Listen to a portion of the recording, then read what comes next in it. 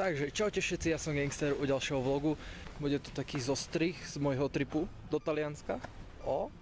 Takže úplne úžasné to je. Svah je jednoducho nádherný, úplne úžas. Strašne málo ľudí tu je, za čo som veľmi rád. Niektorí študenti z Talianska majú školu, tak tu není až tak moc veľa ľudí, za čo som veľmi rád. Podarilo sa mi natočiť aj začiatok, ako sme prvý svah, ktorý sme išli, ale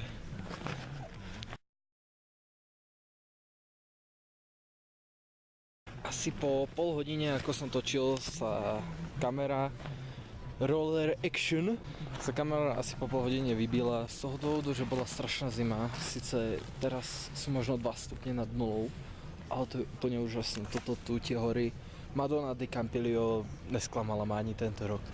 Teraz som taký tmavý cigáň. Samozrejme spravím zostrih z niekoľkých dní. Včera sa mi nepodarilo nič zachytiť kvôli... Včera sme sa boli lyžovať na Folgaride. Samozrejme zajtra budem stať tiež točiť chvíľu. Nie, ja ešte natočím kvôli tomu, že som nedelu sobotu ráno som zistil, že táto kamera, na ktorej teraz nahrávam, je totálne vybitá. A že super. Gangster, I prove this. Tak mi len zdalo, že ma otecko volal získať aspoň to video.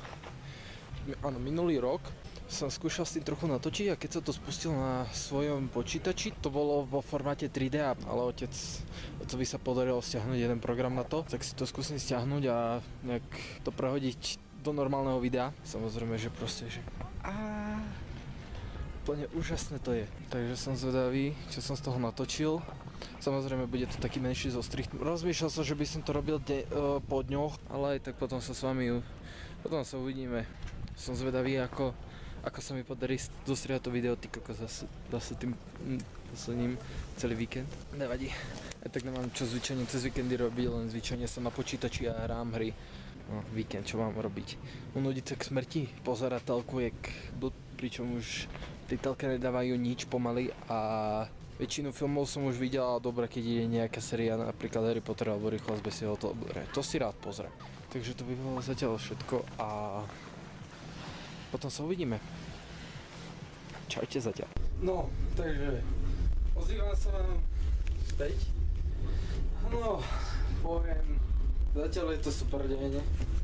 Poviem pravdu, že teraz som mal takú menšiu nezhodu s jedným blbečkom pri bufete. Poviem takto, on tam prišiel, bol v rade a že chcel odovzdať fľaše od piva, takže dobre. Že zrejme si chcel kúpiť pivo, alebo ja neviem. Mal 2 fľaše od piva, tak to tam odovzdal, odišiel preč a išiel za kamarátom, aby mu dal 2 eurá a potom, že sa vrátil naspäť. Samozrejme, ja už som si tam vyčkal asi 10 minút a že konečne sa môžem dostať na radu. On sa tam vrátil naspäť, a povedal, že ja som bol tu, že I was here, man. You remember? Takže, yes he was, ok. Ale ako už prišiel rád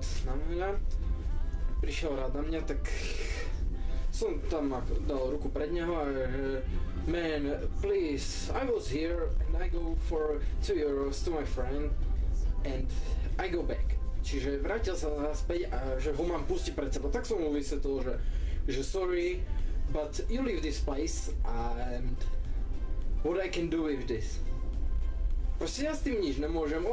On sa vráti naspäť a že ho mám pustiť pred seba. Akože nech sa na mňa nehnevajú niektorí ľudia. Podľa mňa to musel byť zase nejaký Polák. Predpokladám. Ale proste vráti sa naspäť a povie, že bol som tam a teraz, aby som ťa pustil, takže ne, žiadne také. Ja som našťastie bol tam jeden starší pán, že ako som mu spomínal, bol tam jeden pán, ktorý odovzdal fľaše, odišiel preč a keď prišiel rád na mňa, vrátil sa naspäť, že išiel pre peniaze a že chce prísť naspäť a kúpiť si tie 2 piva. Takže ne, žiadne také, pekne si počkáš tam, pekne sa postavíš do rady a hotovo. Samozrejme, on sa tam stále so mnou hádal, že nie, prosím ťa, pustí ma, ja som len zbehol pre peniaze. Ale to není môj problém, že on odíde pre peniaze a vráti sa naspäť, že ho mám pustiť, akože čo si on myslí. Ako v tomto nepochopím niektorých ľudí, že sa takto správajú, akože nekomentujem to. Sú to svojím spôsobom blbci. Ale čo s tým ja narobím? Proste, ako sere ma to. Proste, lebo neviem, nechce sa mi k tomu vyjadrovať. Je to blb a blb aj bude. Bol tam pán, ktorý mu vysvetlil, že nie, on je na rade, ja som si vybral, čo som chcel, zaplatil som hotovo, odišiel. Ale že ne, ešte mi aj pritom povedal, nejak som mu povedal, že akože, že nie, odišiel si, ale nepustí ťa pred seba. Ale že nebuď naštvaný. Ja nie som naštvaný. Ja som to s kľudom povedal. You leave this place and you came back to say I was here and I will let you go to front of me. No, nie. Proste nedovolím mu to. Tak som si kúpil, odišiel som, hotovo, dovidenia.